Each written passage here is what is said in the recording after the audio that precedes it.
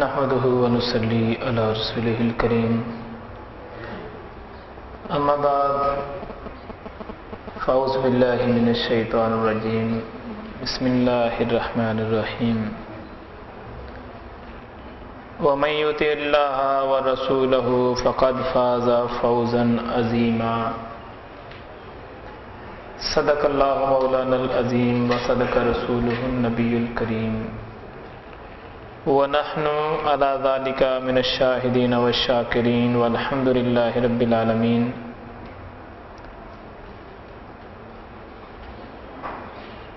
بلغ العلا بکمالہ کشف الدجى بجمالہ بلغ العلا بکمالہ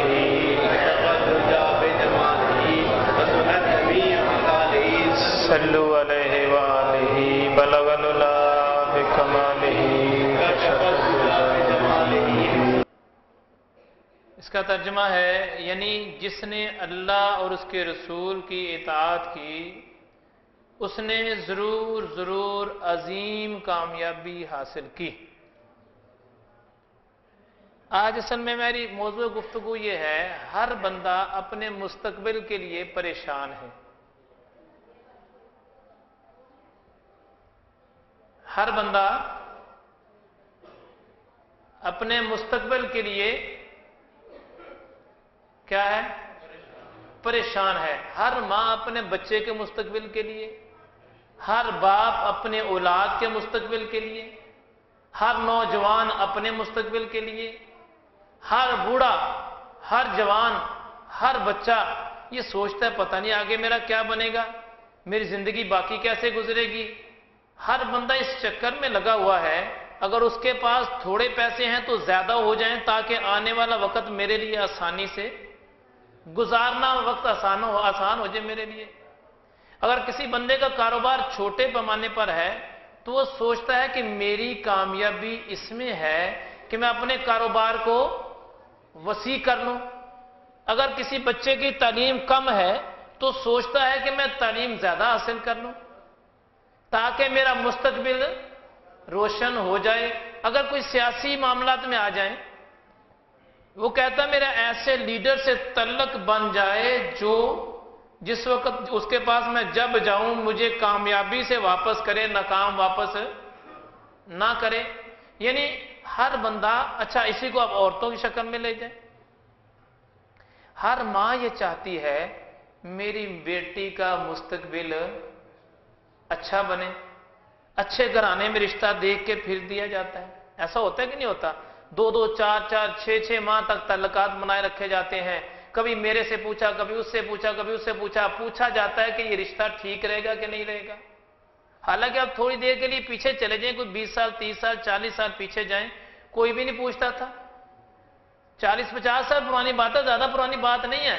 ادھر سے بچی پیدا ہوئی، ادھر سے بچہ پیدا ہوا، گھر میں بڑے خود ہی فیصلہ کر لیتے تھے ان کی آپس میں شادی کرنی ہے. ابھی انہوں نے جوان ہونا ہے، 30 سال 20 سال کی عمر کے بعد ان کی شادی کرنی ہے. لیکن اللہ کا کرنا ایسا، بزرگوں کے منہ سے نکلے ہوئے لفظ ایسے پورے ہوتے تھے، وہیں پر شادیاں ہوتی تھیں. اور آج زمانہ بالکل اس سے تبدیل ہو گیا. آج ہر ماں باپ کو جس کی اولاد جوان ہو جائے اس کو فکر پڑ جاتی ہے. پہلے تو یہ فکر ہوتی ہے کہ پتہ نہیں میری اولاد کا مستقبل کیا ہوگا. جب اولاد جوان ہو جائے پھر یہ فکر ہوتی ہے پتہ نہیں میرا کہنا مانے گا کہ نہیں مانے گا. پتہ نہیں، ہو سکتا ہے کہ میری ناک ہی نہ کٹوا دے کہیں پر. وہ ماں باپ ساری زندگی اپنی اولاد کے مستقبل کے لیے کوششیں کرتے ہیں کہ نہیں کرتے کہ میرا بچہ اس کلاس میں بھی کامیاب ہو جائے، اس کلاس میں بھی کامیاب ہو جائے، اس کلاس میں بھی کامیاب ہو جائے. لیکن اس کے باوجود بھی جب بچے کامیاب ہو جاتے ہیں تو ماں باپ کو پھر فکر رہتی ہے. کیا فکر ہوتی ہے؟ کہیں ایسا نہ ہو کہ میں اپنی بہن کے گھر، بھائی کے گھر، کسی عزیز کے گھر میں اپنے منہ سے بات کر دوں تو میرا بیٹا یا بیٹی کہیں انکار ہی نہ. ایسا ہوتا ہے نا. ہو سکتا ہے آپ کے ماحول میں نہ ہو لیکن ہمارے تو ادھر ایسا ہو رہا ہے. لوگ آتے ہیں، پوچھتے ہیں، بتاتے ہیں تو باتوں سے ثابت ہوتا ہے کہ معاشرے میں یہ باتیں ایسی چل رہی ہیں. یعنی ہر بندہ اپنے مستقبل کے لیے پریشان ہے، سوچتا ہے مجھے کامیابی کیسے ہوگی. کوئی ٹیچر کسی اسٹوڈنٹ سے کہے کہ دیکھو بیٹا یہ باتیں یاد کر لو تم، تو جیسے تم پیپر دینے جاؤ گے تمہاری کامیابی ہو جائے گی۔ کوئی پیر اپنے مرید سے کہہ دے، والدین اپنے بچے سے کہہ دیں کہ یہ کام کر لو تمہاری کامیابی ہو جائے گی۔ اچھا اگر وہ بچہ کام کر لیتا ہے تو پھر کیا ہوتا ہے؟ اس کی کامیابی ہو جاتی ہے، اگر نہیں کرتا تو کامیابی نہیں ہوتی۔ اچھا یہاں پر ایک سوال ہے، بندہ بندے سے کہے کہ تو یہ کام کر لے تیری کامیابی ہے، تو اس میں کامیاب ہو رہا ہے۔ یہاں پر اللہ فرماتا ہے کہ تو میری اور میرے نبی کی اطاعت کرنی شروع کر دے، تیری اسی میں کامیابی ہے۔ بندہ بندے سے کہے تو کامیاب ہو جاتا ہے۔ اب رب اپنے بندے سے فرما رہا ہے کہ جیسی میری اور میرے نبی کی مرضی ہے تو اپنی زندگی ایسے گزارنی شروع کر دے، باقی تیرے معاملات کی ذمہ داری میں اپنے ذمے لیتا ہوں۔ خالق خود فرماتا ہے۔ اچھا بندہ دیکھیں کیا کرتا ہے پھر، افسوس والی بات، بندہ کہتا ہے نہیں میرا مستقبل روشن نہیں ہے۔ آئے ہائے، میرے ایک دوست ہیں مدینہ شریف میں رہتے ہیں، مجھے کہنے لگے شوکت صاحب اللہ کا بڑا کرم ہے کہ میں نے دونوں بچوں کو پڑھایا تھا، آج ماشاءاللہ دونوں بچے اچھی عہدے پر فائز ہیں، کام کر رہے ہیں، اچھے عہدے پر ہیں، اور باقی بھی ماشاءاللہ جیسی میری سوچ تھی ویسے ہی میرے بچے کامیاب ہو گئے ہیں۔ تو میرے دل میں اس وقت خیال آیا کہ دنیاوی نقطہ نظر میں بندہ اپنی سوچ رکھتا ہے کہ میرے بچے کامیاب ہو جائیں، میرے بچے پڑھ جائیں، میرے بچے بڑے ہو جائیں، اچھے عہدوں پر فائز ہو جائیں، تو اللہ پاک ان کی دعا کو شرف قبولیت عطا کر کے ان کے بچے کامیاب ہو جاتے ہیں۔ مستقبل روشن اللہ اس کے رسول کی مرضی میں ہے، بندے کی مرضی میں مستقبل روشن نہیں ہے۔ قرآن پاک کی آیت کا ترجمہ یاد رکھیں گے، ویسے آپس کی بات اگر گھر جا کے قرآن کی آیت پڑھ لیں گے تو گناہ نہیں ہے، کوئی بری بات نہیں ہے۔ اور مزیدار بات یہ ہے کہ جس گھر میں قرآن پڑھا جاتا ہے وہاں پر رحمت کا نزول ہوتا ہے۔ اچھا ایک اور بات آج کل بڑی چل پڑی ہے، کسی سے کہو اپنے گھر میں قرآن پڑھا کرو، وہ کیا کہتے ہیں؟ میں صبح صبح اپنے گھر میں سورہ بقرہ لگا دیتا ہوں۔ انہیں کو بھائی اپنے گھر میں قرآن پڑھو یار، تمہارے گھر میں قرآن پڑھا جائے گا تو برکت ہو جائے۔ کہتا نہیں صوفی صاحب میں روزانہ صبح صبح نا 1 گھنٹہ تک میں ٹیپ ریکارڈر آن کر دیتا ہوں اور ٹیپ چلتی رہتی ہے اور قرآن پڑھا جاتا رہتا ہے۔ آج زمانہ کیسا آ گیا دیکھیں گا۔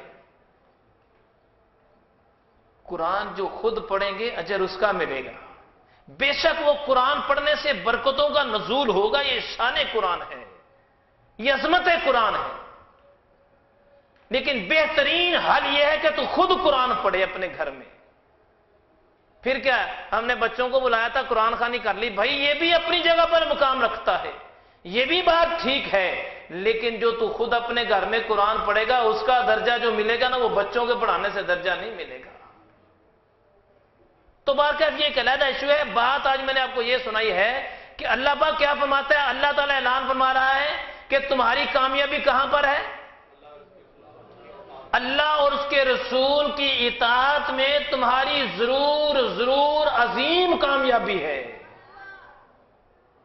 اچھا ایک ہے کسی انسان آدمی ہے نا جو اس کا بیٹا ہے، وہ اس کو کامیاب کرنے کے لیے پتہ نہیں کتنی کوششیں کرتا ہے۔ چلیں آج کل پاکستان کے اندر ایک چیز چل رہی ہے، الیکشن کا دورہ ہے، سیاسی جماعتیں بڑے یعنی جوش و خروش سے اپنا کام کر رہی ہیں۔ ہر سیاست سے تعلق رکھنے والا ہر سیاسی بندہ چاہے عام بندوں میں ہے، وہ اپنے لیڈر پر جان قربان کرنے کے لیے تیار ہے کہ نہیں ہے؟ اپنے لیڈر کی خاطر جیل میں جاتا ہے، اپنے لیڈر کی خاطر ڈنڈے کھاتا ہے، اپنے لیڈر کی خاطر انسلٹ بےزتی کرواتا ہے، اپنے لیڈر کی خاطر پتہ نہیں کہاں سے ذلت اور رسوائی لیتا ہے، اور اس کے بعد جب اس کا لیڈر کامیاب ہو جائے تو پھر کیا ہوتا ہے؟ میں سمجھاتا ہوں۔ اس کے پاس ملنے کے لیے جو کہتا ہے یار مجھے اسلام آباد سے فون ہے، میں جلدی جا رہا ہوں، اب بعد میں آنا میرے پاس۔ وہ بڑا اس کی دل شکنی ہوتی، کہتا ہے یار عجیب آدمی، اس کی خاطر ہم نے ڈنڈے کھائے، یار یہ کیا وہ کیا۔ اچھا وہ ساری باتیں سنتا ہے دیکھتا ہے، لیکن اس کے باوجود بھی اپنے لیڈر کو چھوڑتا۔ میرے بھائی یہاں ایک مزیدار بات بتا دو، خدا کی قسم اگر جیل جانا ہے تو میرے مصطفیٰ کے دین کی خاطر جاؤ یار، اگر ڈنڈے کھانے ہیں تو میرے نبی کی سنت کی خاطر کھاؤ یار، اگر کہیں سے انسلٹ کروانی ہے، بے عزتی کروانی ہے تو دین کی خاطر لگ جاؤ۔